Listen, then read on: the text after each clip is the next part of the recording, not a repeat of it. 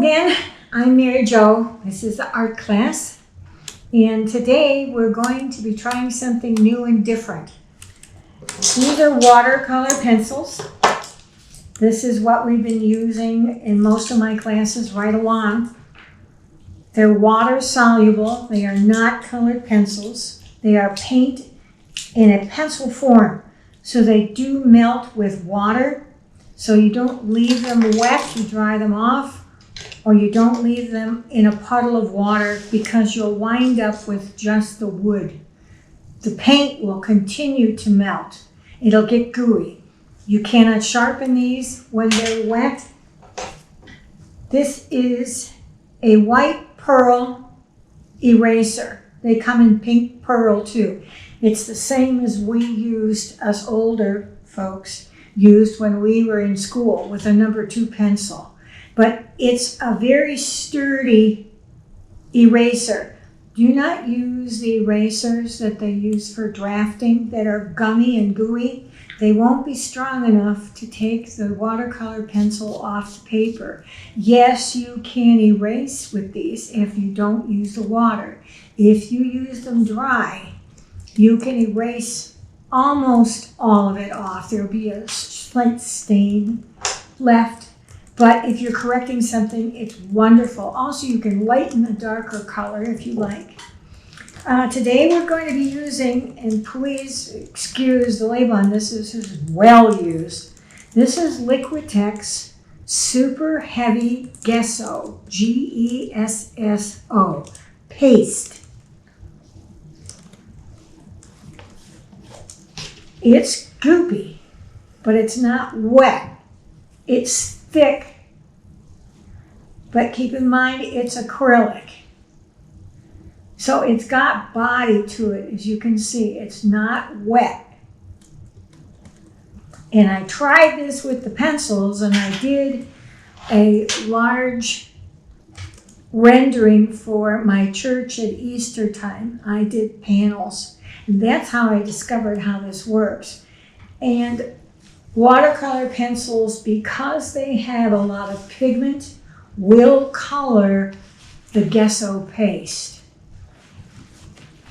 It's usually, you can't mix acrylics with watercolor, but the formulation on this is a little different than the paint, so you can do it. And I'm going to show you, I'm going to walk you through it. Do not use a paintbrush with this item. It'll gum it up. You'll never get it clean. It'll never be the same again. You've lost your investment. It's done. I use popsicle sticks. I like popsicles. And I save the sticks for all kinds of projects. And this is one of them. You can get a good gob on the end of the stick.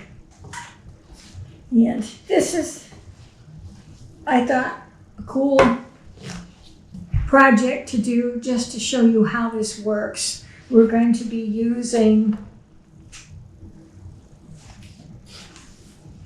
a zinnia for the petals. And I'll show you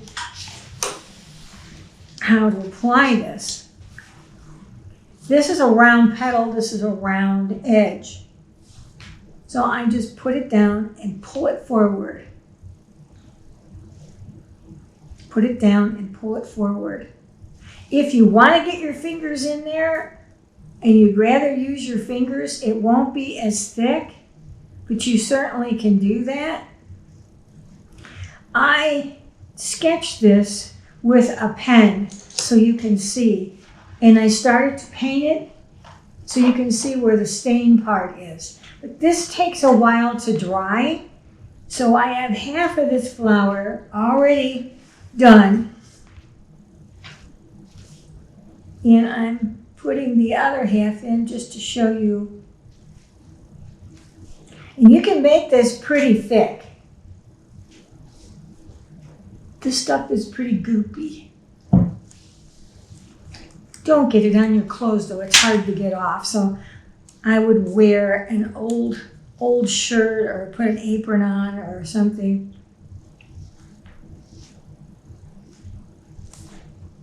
just in case you would drop something. Now these lines on here are a guidance for me as to where to put those petals. You could simply go around with your finger and not draw anything and just do free form.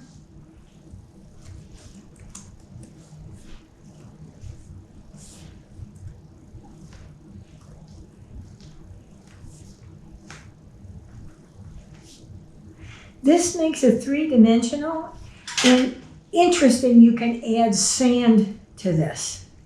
You could take this little bit and have a little bit of sand and make it kind of gritty. You need more of the gesso than you would the sand. You don't need very much sand.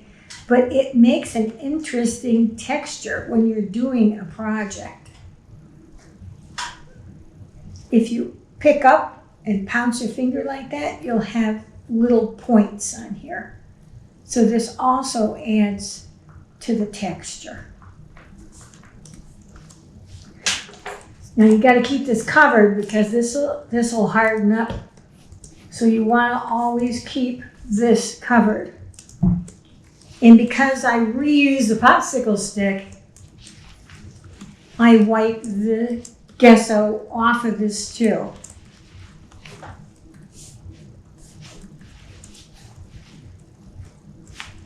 You don't have to get it perfectly clean. I have clean popsicle sticks. But this doesn't hurt. It doesn't have a buildup or anything if you wipe it off. If you leave it goopy, you have to throw it away. So you do get messy. You do get it all over your fingers. Okay, so be prepared. It does come off with soap and water. You don't need anything special. It just comes off.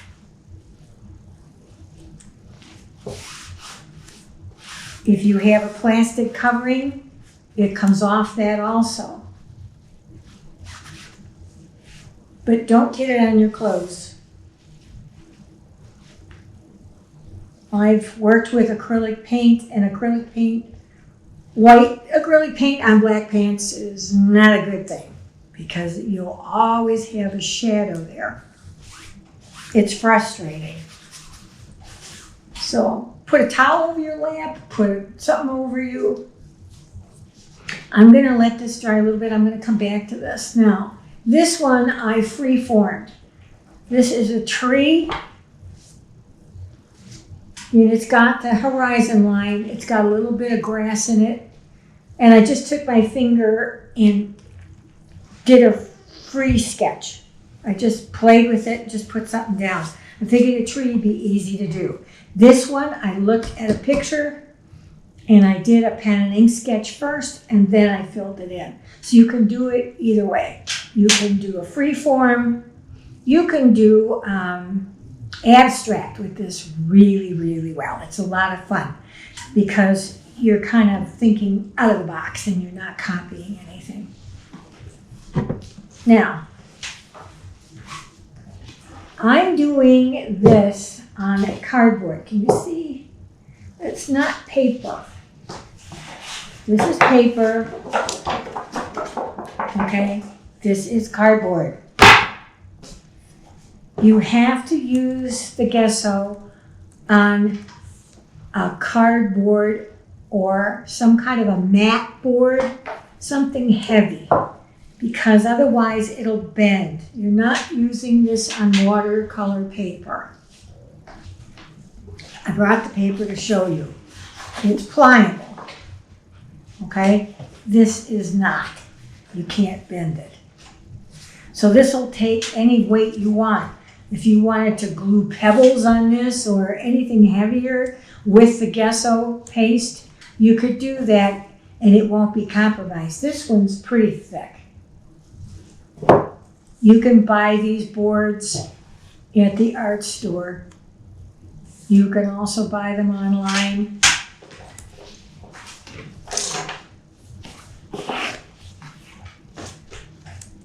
I have found an interesting periodical that I'm going to mention to you.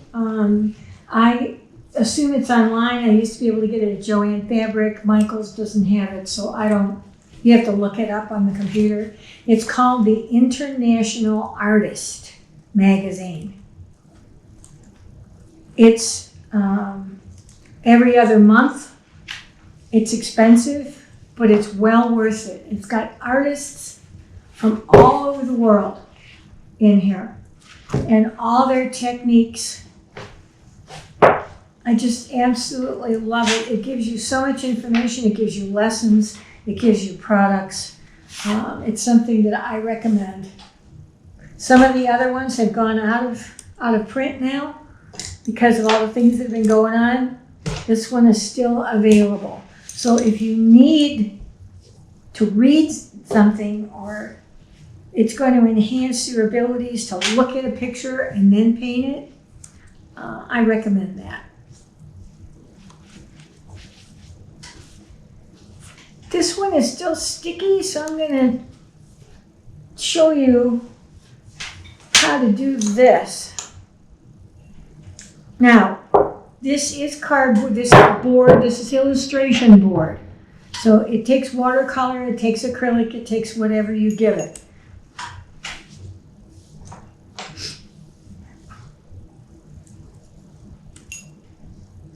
And I'm going to paint around the tree.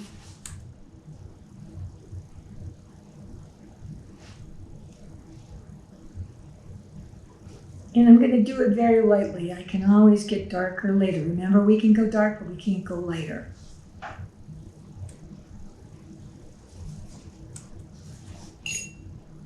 Now, there's no gesso underneath what I'm painting. This is strictly the board.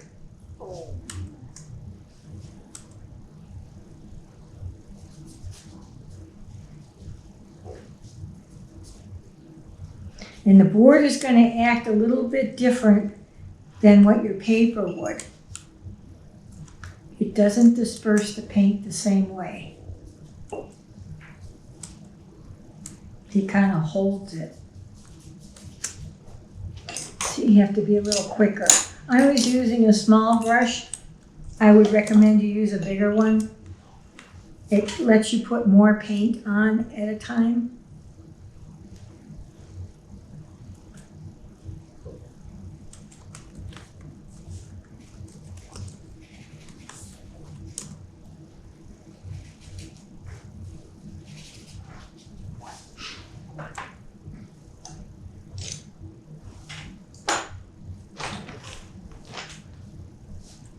Let's see.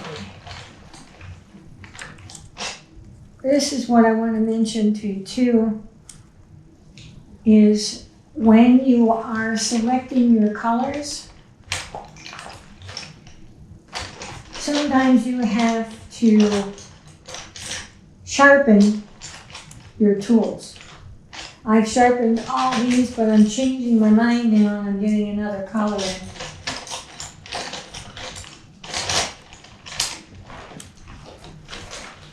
And of course I lost my sharpener. Okay. This little sharpener is like a 59-cent. Or maybe they've raised the prices now, but it's regular school sharpener. When you're sharpening these, you don't have to go to a real thin point. You don't want to cut the paper. So if you have a dull point at the end, what you're looking for is the pigment, the color of the paint. You need that to show so the brush will pick up the paint when you add the water to it. See, this is what you don't have to do. You see the difference? This is a point. When you use this, it'll break off and you wasted that much. A lot of times I use the side and I don't dip this in here in the water. I take a wet paintbrush and I pick up the paint from the edge. I transfer the pigment to the brush and then I can paint.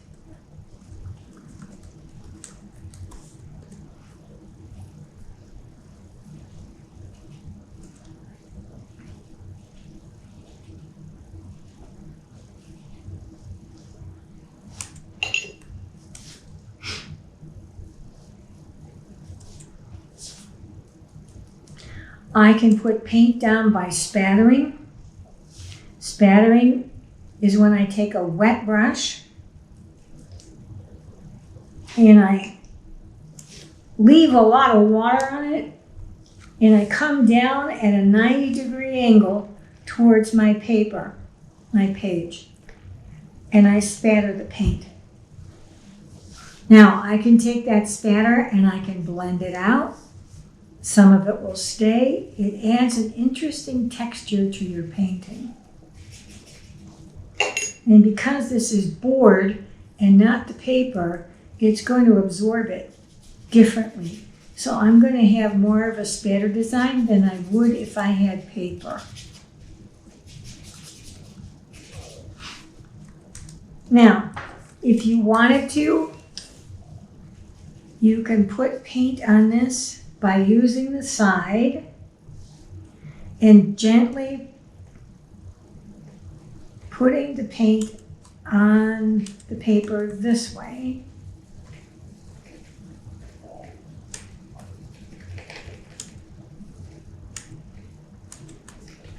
I'm not using the point, but then I can take the water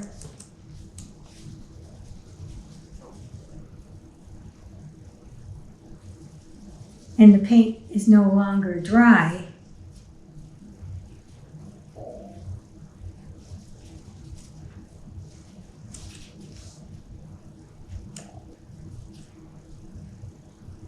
It's a different way of getting the paint down.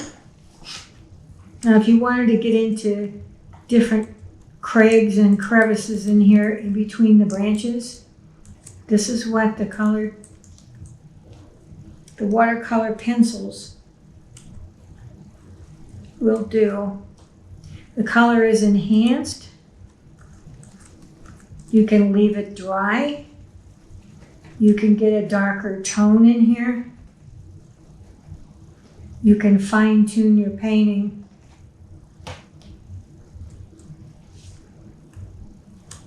Also, if you wanted, you could outline the gesso, the tree. If you wanted to leave your tree white, it would stay white. It's just kind of a neat way to do this. And because I didn't draw ahead of time, I just took my fingers and slathered this gesso down. Really don't know what I'm doing here. So I kind of have to make up branches. This will get your imagination going. You don't have to have everything completed.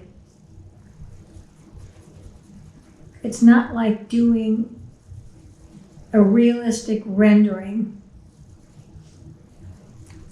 Your imagination is going to kick in.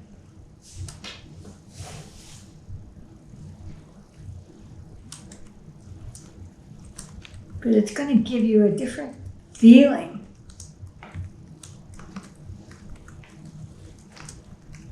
This is kind of exciting to get a different look, a different feel to your painting. You can see what's happening. It's coming alive, but you can see the tree. And you can put all different colors of blue in here. You don't have to stick with one color.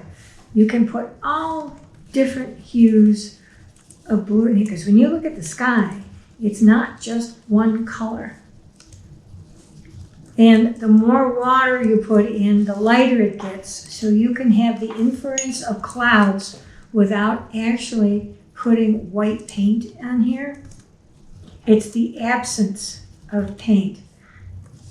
A lot of motion in your brush is in your wrist. Very, very lightly.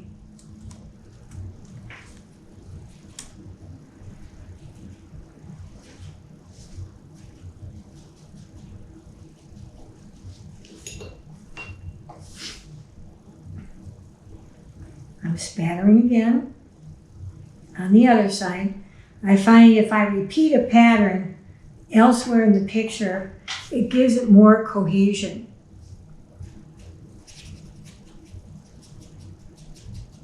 If I just spattered in one spot, it wouldn't put the picture together.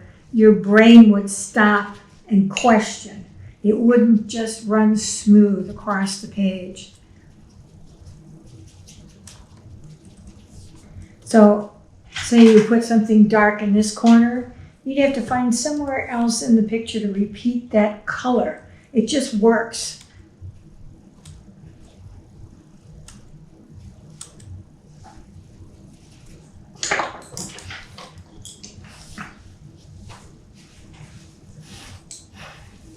So I'm going to use a little bit of yellow ochre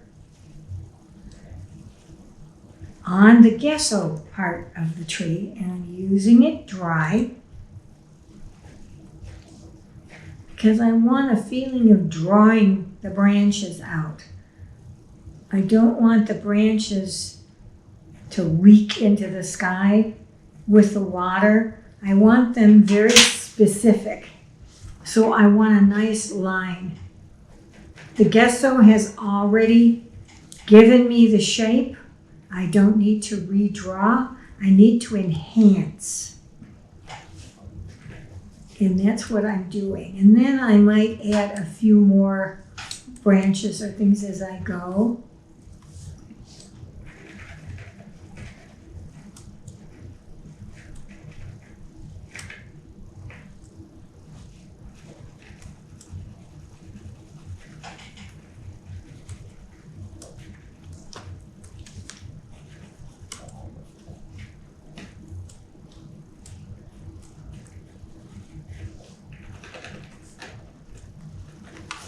You can see how that's working. It's showing you the tree. If you wanted it darker, you could use a darker brown in here.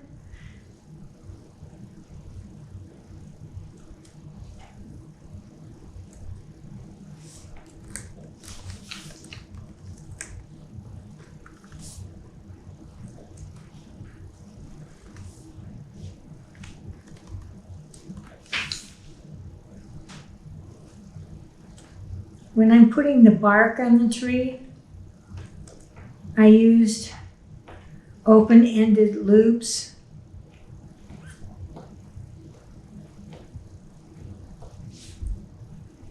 Just to make it look like bark. I don't use straight lines. I'll show you. What do I need? I'll use a scrap piece of paper. Bark on a tree.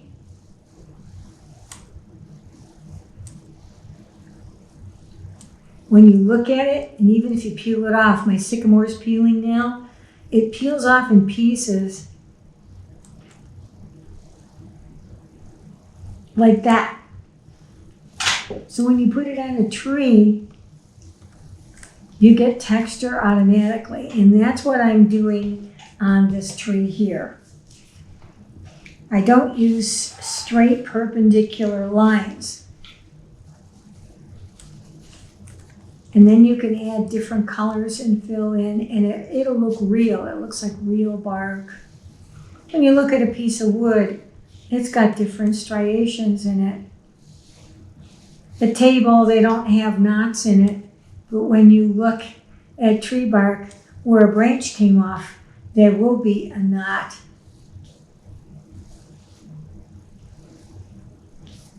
So that looks more realistic than if you had perpendicular lines.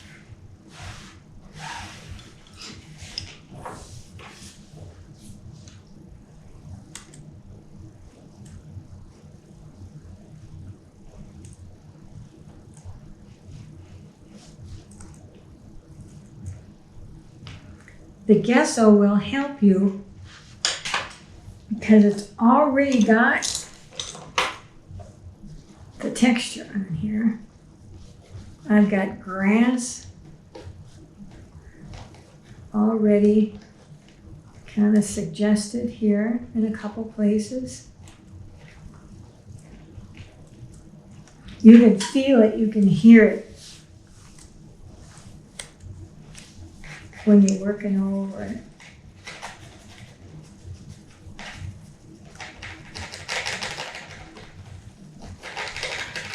You can hear that.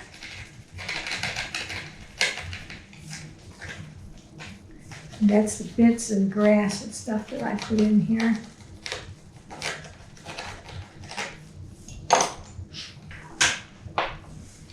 Let's see. I didn't put too much middle ground because I'm concentrating on the tree. So this isn't going to be a picture with every leaf and every detail and every single thing. It's going to be kind of something you would use for a greeting card or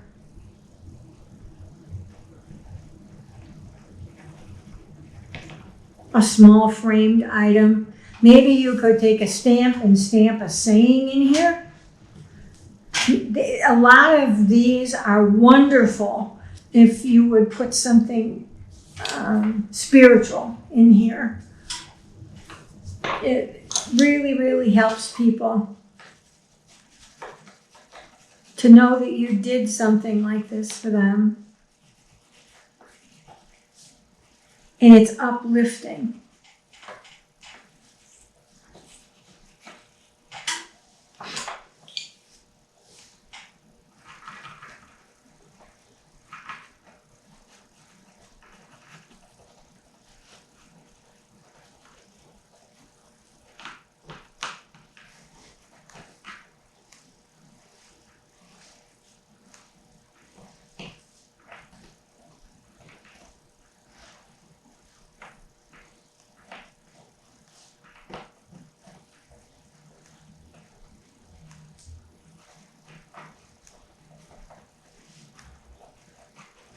And I always remember there's a dark side and a light side to everything you do. So I'm having the light come from the right side. So that side will be lighter on the tree. And the shadow side will be darker.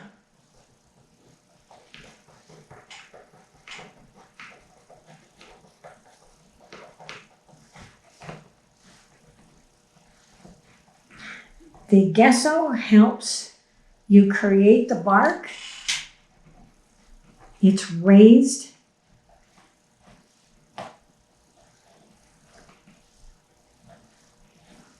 It gives you a whole different feeling to the watercolor that you did. It's not flat.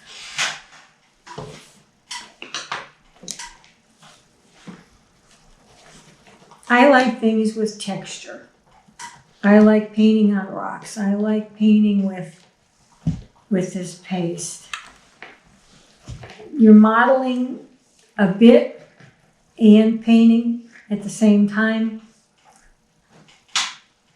It just gives you a different feeling. And you kind of lose yourself for a while. It gives your spirit a different feel.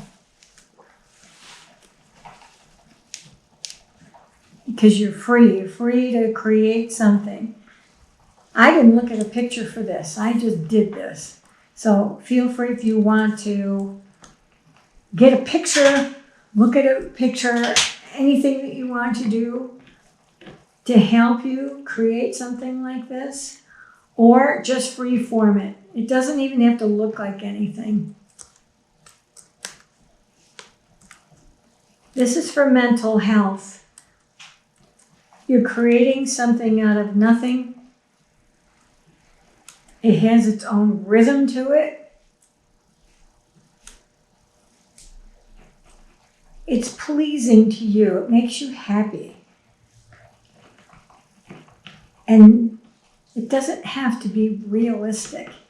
It doesn't have to be specific. It doesn't have to be 8 by 10, 8 by 12. It can be any size that you find a piece of cardboard. But the one side should be white. It shouldn't be gray. It shouldn't be this color because it won't work out as well. I mean, it can, but the white side is so much nicer. It gives you a clearer canvas to work on, if you will. Oh, that reminds me, you can use a canvas board if you want to. It's harder though. You have to get one that's conducive to watercolor, and that's the problem. Canvases have an acrylic wash to them. It's a sealer, and it prevents the watercolor a lot of times from going on canvas. So sometimes the gouache, which is a heavier watercolor, will work, but regular watercolor has a tendency not to. So illustration board is really a good one to look for. And they come in different sizes. I even found one in a tablet. And I like the tablet form. That's the one I used for my pieces for church because they were all uniform sizes. I had to do 6 panels.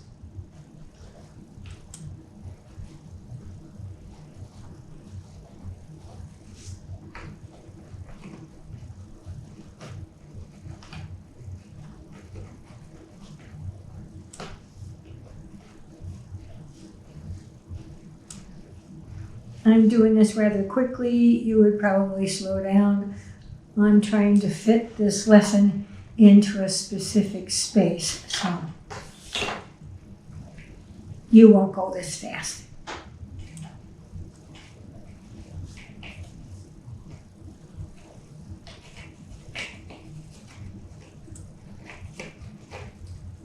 What I'm doing now is filling any white spaces that are close to the tree. I don't want a halo around anything.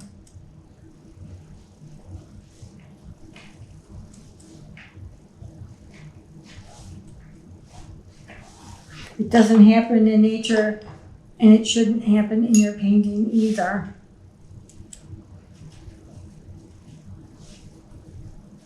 Now, if you pounce your paintbrush over the color, it'll give you an inference of leaves because you're picking up the blue, you're picking up the yellow, you're picking up the brown.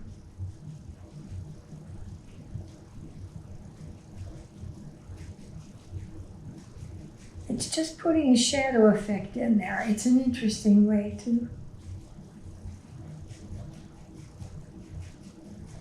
put this in.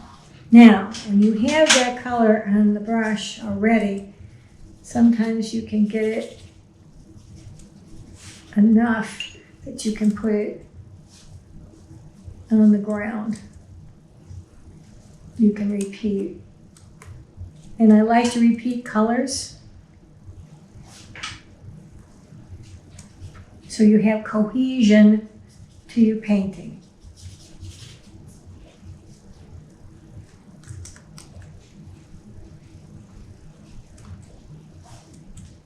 So I borrowed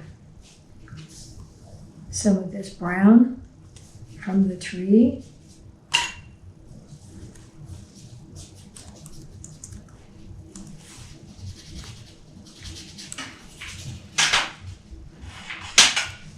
Now, I just read an article, and it's interesting. Things close to you are a bright color, and this is right from Van Gogh. Things right in front of you are their brightest colors. So if you're going to put a bright color in, it goes right in front. This gives you depth of field. Then in your middle section,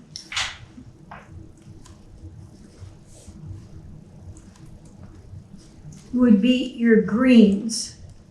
Say there was a row of trees or bushes or something. It would be in the center section. So you have a middle value.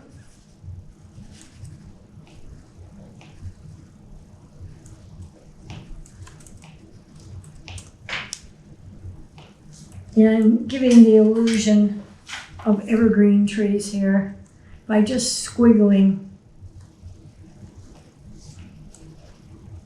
And I just pilled it up. Again, all your strength is in your wrist. All this wiggling and everything is in your wrist. So there's your middle value. The upper value is the blue skies. And if you wanted something in between to take you up, a lot of times artists will put in a mountain range.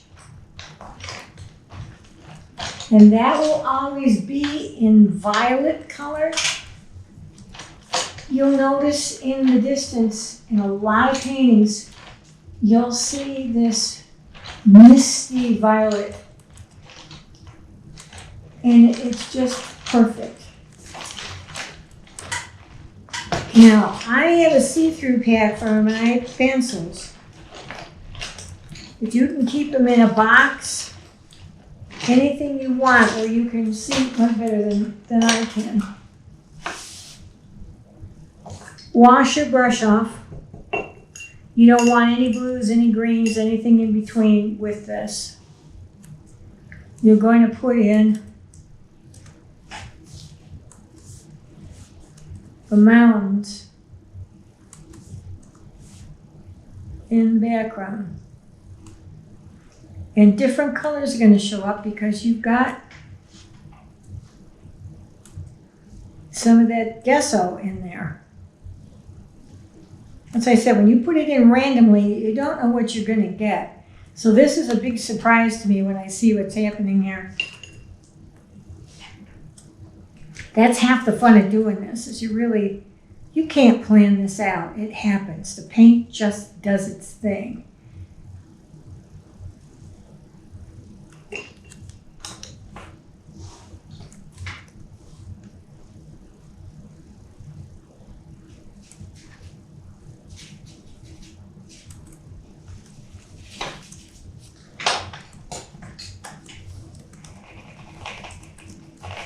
You can brighten this up a little bit if you want.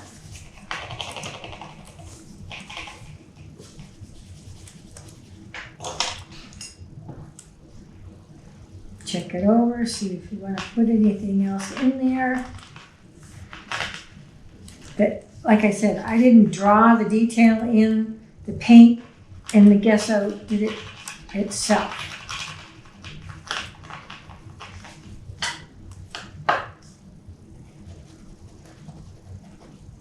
And I think this is fun. This makes me happy. That's your finished product.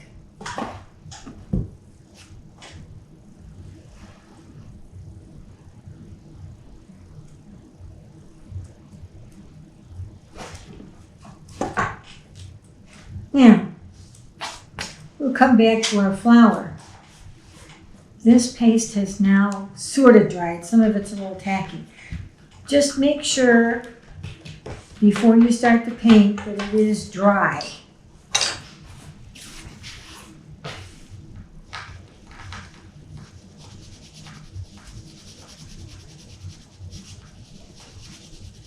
And you can see the petals on this page.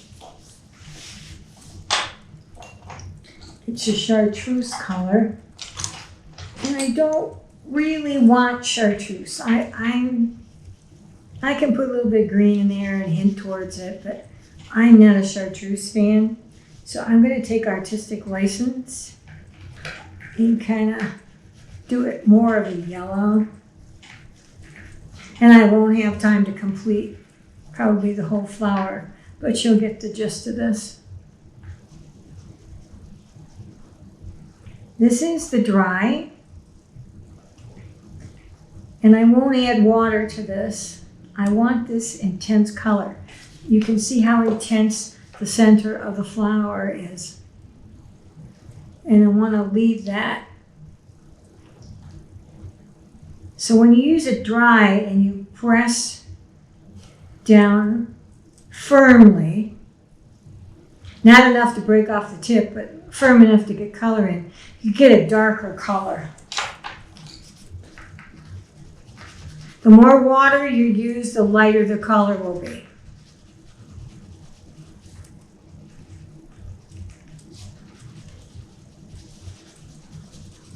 Now, if I want to mix a color, I've got that yellow there. If I want to mix a color, I use the side and I lift my wrist up. I don't press down hard, but I'm mixing the color actually on the paper.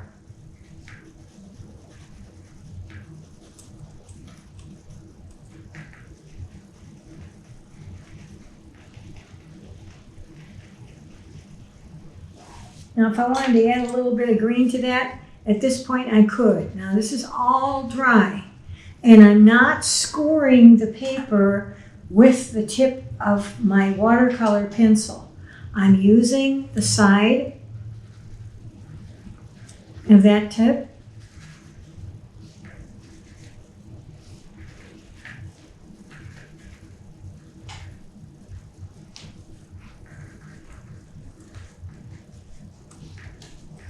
Now, if I wanted a darker color, I can use the tip. But again, pull your wrist back so you're not tearing your paper. Everything is done delicately.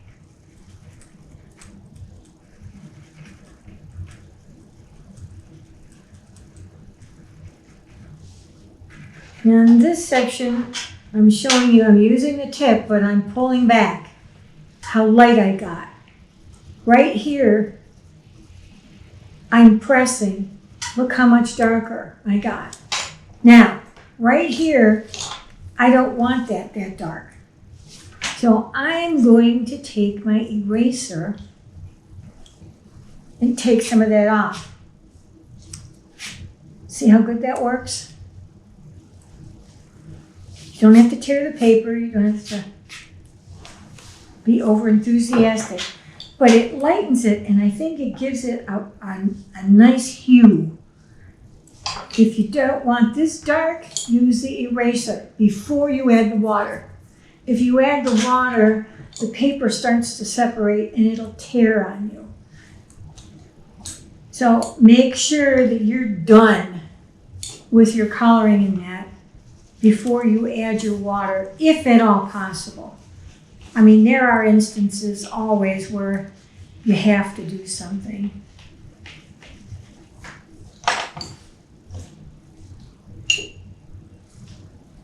Now, I'm pulling from the outside towards the center of the flower. When I'm painting flowers, I always do that. If I have extra water, I can pull off at that point.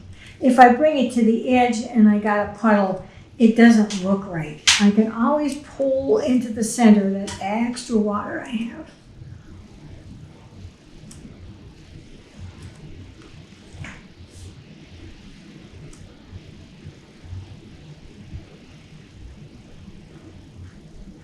I'm not painting back and forth, back and forth. That's the old way.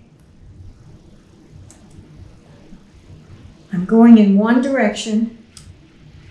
And I lift up when I get towards the center. I press down and lift up, press down and lift up. I can mush it around a little bit if I want to, but my last stroke is always towards the center.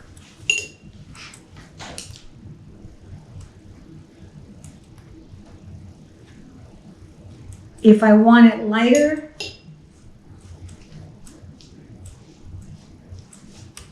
I can add more water. I can't overwork it. I only have a certain amount of time. Even though this is illustration board, it will peel off if you overwork it, if you scrub it.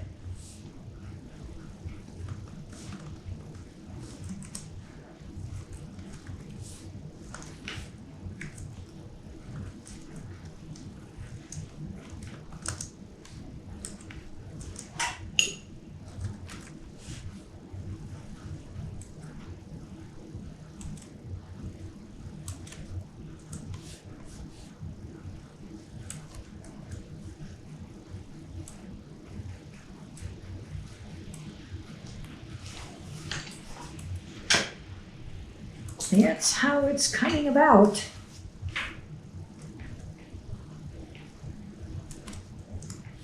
If I want darker areas, I can always use this dry. And this will go over the gesso, but don't cut through the gesso. Back off the pencil a little bit so you're not peeling the gesso off. And just let it glide on top of that gesso to color it. Or use your paintbrush, which is a little bit more gentle.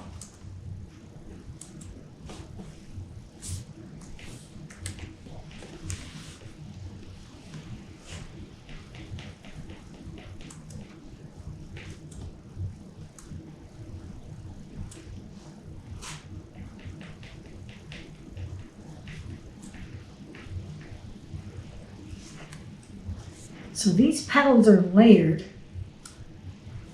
You have shadows in between. And if you want to blend that in, take a damp brush and just kind of blend those lines in a little bit. It makes it look so delicate.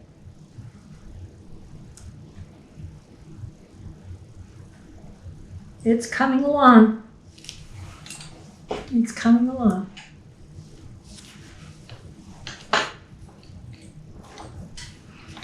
I'm not quite to that color, but I'm getting close. But again, I don't have an exact color of that lime green in a watercolor pencil. So I start out with a light color and then I add darker to it till I get close to that tone that I want.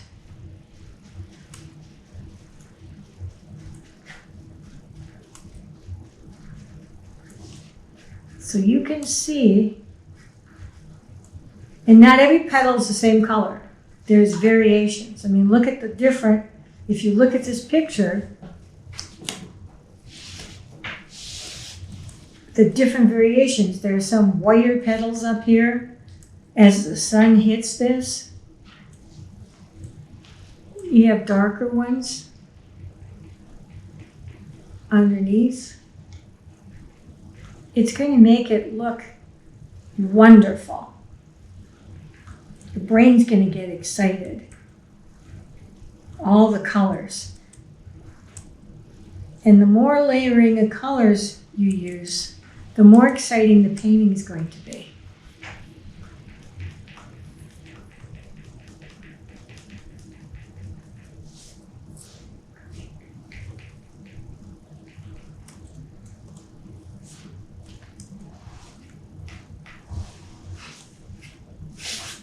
Now, if you would take some of this gesso off accidentally, you can always reapply in that section. Because you haven't done the entire page, you're only doing like petals here. And then for the background,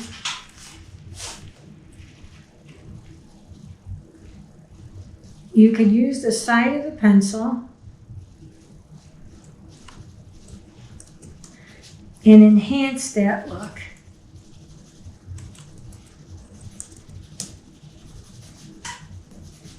But I don't use straight lines. I zigzag around, so the background's not going to be smooth. It's going to be interesting. And I don't outline the whole flower. It's not a coloring book. So please don't make a halo around the whole flower. This color is only going to be in one section, and maybe at the top of the page it'll come out. It'll repeat up here, but it won't be around the entire flower. You see how I'm zigzagging, and I'm still using the side of this. So now I can take the water and pull some of that color out.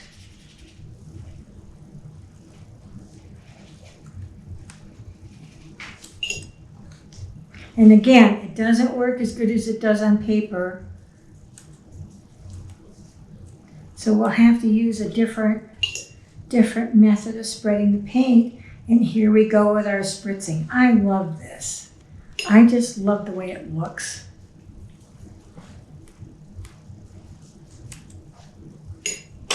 Now, if you over spritz, just take plain water very quickly and don't pull down into the flower, push off. That will take the paint off when you push up.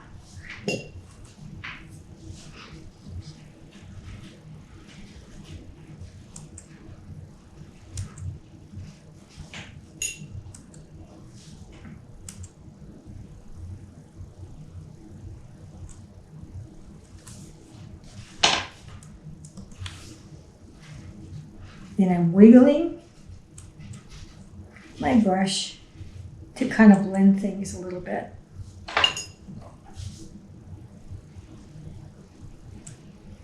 So spritzing and wiggling are good things to do for backgrounds because they're non-specific. And I don't have this part done. That shows you what the gesso part looks like. So at this point, your project's 3/4 of the way finished. All you have to do is finish the petals around here with the yellow and the green. But I really like the way the background turned out. I think that looks really cool. You can add leaves if you want. You can add dark green. If you add a leaf, since this is almost an abstract,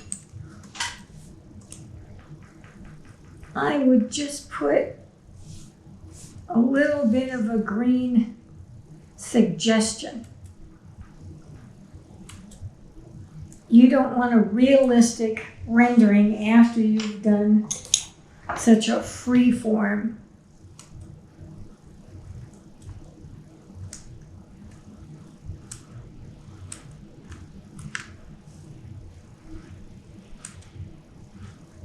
So I would do something very loose.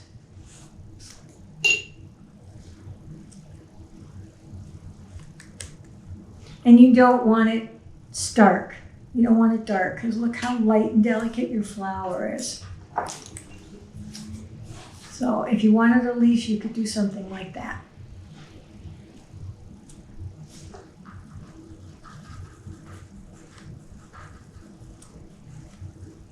And there you have it. Gesso. It's wonderful stuff.